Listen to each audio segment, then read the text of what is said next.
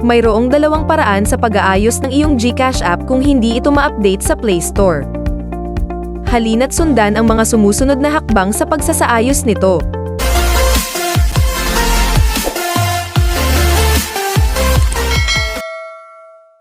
Unang pamamaraan. Baguhin ang network preference ng iyong Play Store app.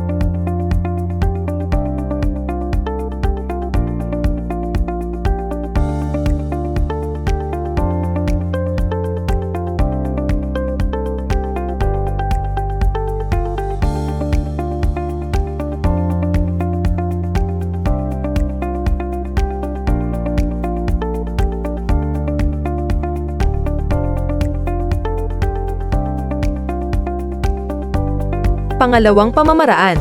Una, pumunta sa iyong settings. Pangalawa, hanapin ang iyong Play Store. Pangatlo, force stop mo ito. Pang-apat, clear storage and cache. Pang-lima, hanapin ang iyong Google Play Services. Pang-anim, clear mo rin ang storage at cache nito. Pang-pito, click clear all data. Pang-huli, delete.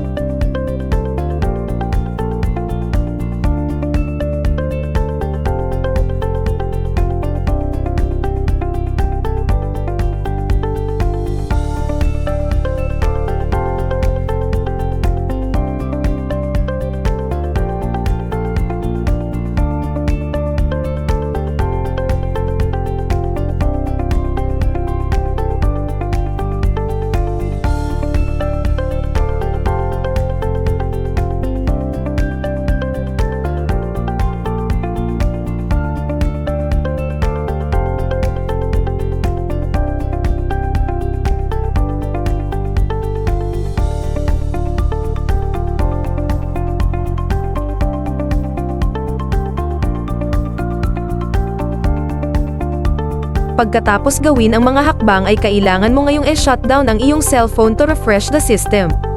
After shutting down ay maaari ka nang pumunta sa Play Store to continue updating your GCash account.